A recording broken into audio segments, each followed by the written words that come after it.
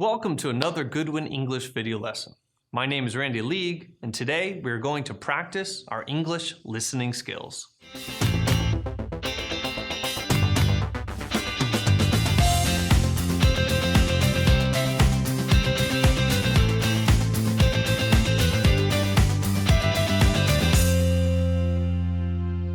Welcome back. Today we're going to do some quick listening practice. Today's lesson is an advanced lesson, so it will be a little difficult. We will listen to 3 conversations. Then I will ask you some questions about the conversations. At the end of the lesson, we will listen to the conversations one more time, but this time we will read the transcript while we listen. Before we start, we publish new videos almost every day, so be sure to subscribe to our channel and ring the bell to learn about our latest videos. Also, if my English is difficult for you, turn on the English subtitles and it may help you understand a little more. I'm going to play for you a recording. I want you to listen to the recording and then answer the questions. There are a couple of different ways that you can do this. The most difficult way is to simply listen to the recording. Don't take any notes, don't use the subtitles, just listen to the recording and answer the questions the best you can. The second way is to do this is to listen and take notes at the same time. Then use the notes to help you answer the questions. The third way to do this is to turn on the subtitles of the video so that you can listen and read the recording at the same time. The V sign. Everyone is familiar with the V sign. You see it everywhere, on TV and in photographs. People posing for the camera with the first 2 fingers held up in the V shape, palm facing outward. During World War II, Winston Churchill made it a famous sign that stood for victory. Later, in the 60s and 70s, it became an almost universal sign of peace and goodwill seen at most protests or rallies. However, the origins of the V sign, palm inward, are altogether darker from hundreds of years ago during the many wars fought between the English and the French. The English were renowned for their archers, particularly the longbow, who could turn the tide of many battles. To fire an arrow from a bow, the index and middle fingers are needed to draw back the bowstring. During the 100 Years' War, the French king offered a bounty for any English bowman's fingers. When the French managed to capture English archers, they would simply cut off their index and middle fingers and send them men back to England. Before battle, as the opposing armies drew close, English archers would raise their hands to give the V sign to show the French they had all their fingers and were ready to unleash death from their bows. So, whenever you make the V sign, make sure you face your hand the right way.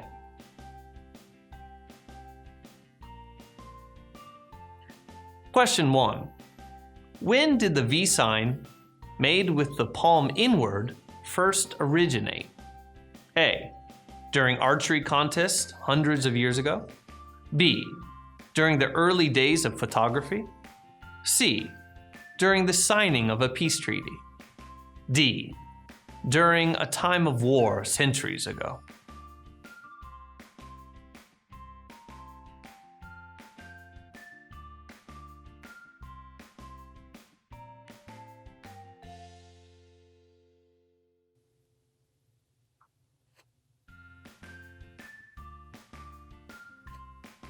Question 2. Why did the English first use the V sign with the palm inward? A. To make peace with the French. B. To motivate their fellow soldiers. C. To show they could shoot arrows. D. To make the sign of good luck before a battle.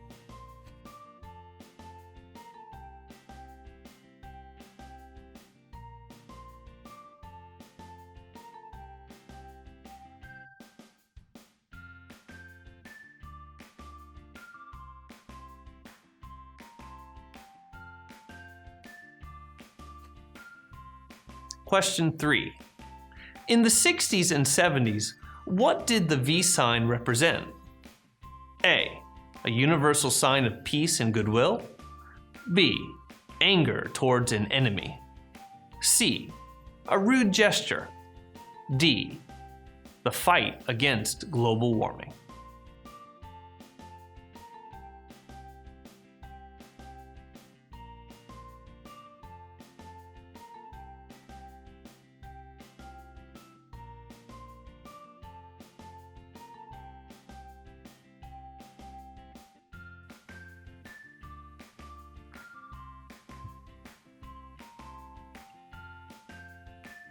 Now let's go over the answers. Question 1. When did the V sign made with the palm inward first originate? However, the origins of the V sign, palm inward, are altogether darker, from hundreds of years ago during the many wars fought between the English and the French. Here the narrator says hundreds of years ago. Question 2. Why did the English first use the V sign with the palm inward? Let's listen to another part of the recording. English archers would raise their hands to give the V sign to the French, to show they had all their fingers and were ready to unleash death from their bows.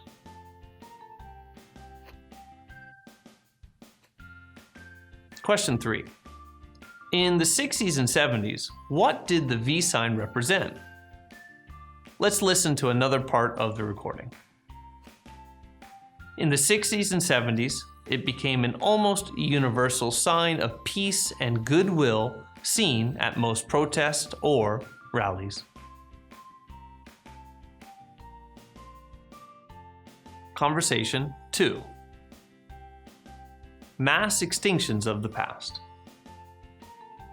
From the beginning of life on Earth to the present day, many species have evolved and become extinct, sometimes in huge numbers at one time. What has caused these mass extinctions? Erupting volcanoes, nearby supernovas, climate change are some of the many hypotheses. Among the public, large asteroids smashing into Earth is the most well-known explanation.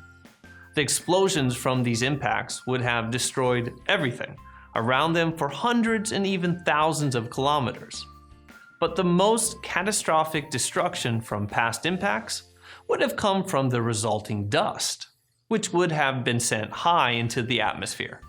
The dust from the explosion would have traveled around the world.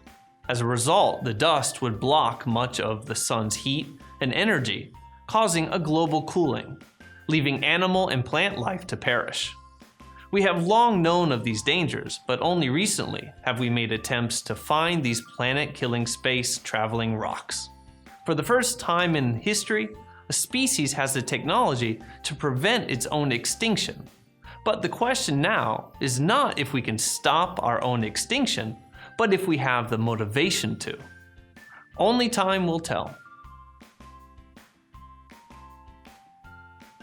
Question 1. According to the speaker, what was behind the extinction of many species? A. Asteroids and comets, which almost collided with Earth. B. Earthquakes and volcanic eruptions. C. Dust in the sky which blocked the sun. D. The destructive nature of humans.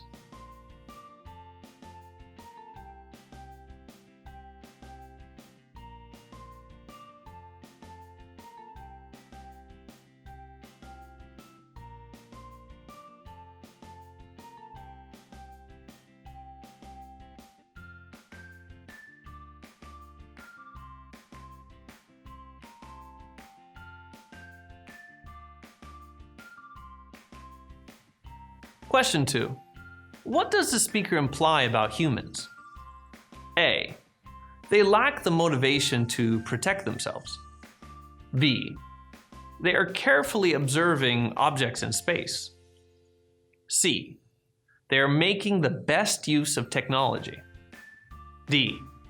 They are not in reality threatened by extinction.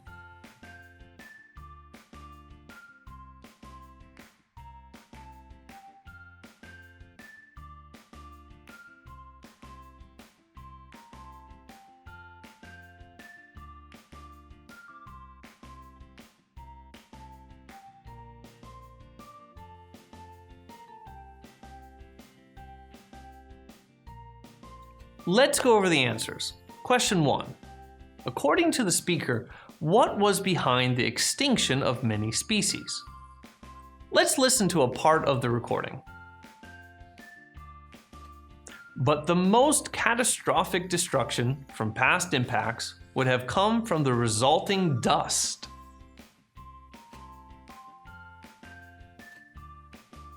Question 2. What does the speaker imply about humans? Let's listen to a part of the recording. For the first time in history, a species has the technology to prevent its own extinction. But the question now is not if we can stop our own extinction, but if we have the motivation to. Only time will tell. Now let's listen to the recordings again. This time you can read the transcripts while you listen. The V sign. Everyone is familiar with the V sign. You see it everywhere, on TV and in photographs. People posing for the camera with their first 2 fingers held up in the V-shaped, palm facing outward. During World War II, Winston Churchill made it a famous sign that stood for victory. Later, in the 60s and 70s, it became an almost universal sign of peace and goodwill, seen at most protests or rallies. However, the origins of the V sign, palm inward, are altogether darker. From hundreds of years ago, during the many wars fought between the English and the French. The English were renowned for their archers, particularly the longbowmen, who could turn the tide of many battles. To fire an arrow from a bow, the index and middle fingers are needed to draw back the bowstring. During the 100 Years' War, the French king offered a bounty for any English bowman's fingers. When the French managed to capture English archers, they would simply cut off their index and middle fingers and send the men back to England. Before battle, as the opposing armies drew close, English archers would raise their hands to give the V sign to the French, to show they had all their fingers and were ready to unleash death from their bows. So, whenever you make the V sign, make sure you face your hand the right way.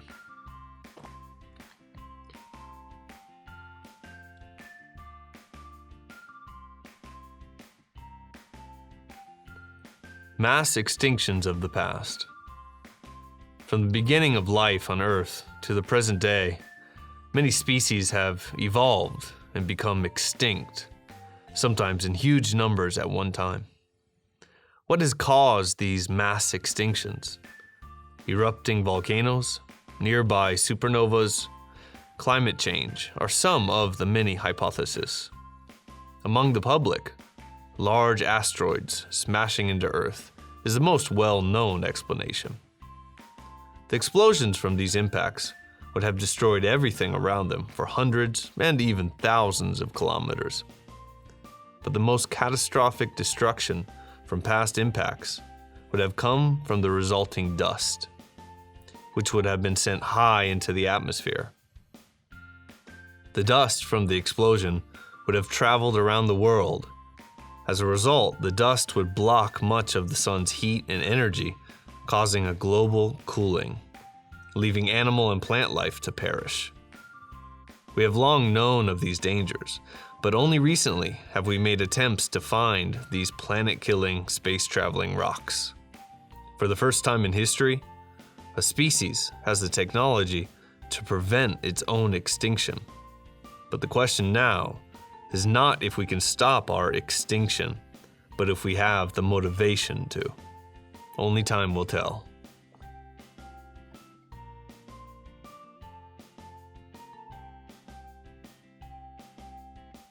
Thank you for watching today's lesson. I hope that you learned something new and practiced your listening skills. If you like this video, please hit the subscribe button to subscribe to our channel so that you can get more videos like this. My name is Randy League, and I will see you next time. Bye-bye.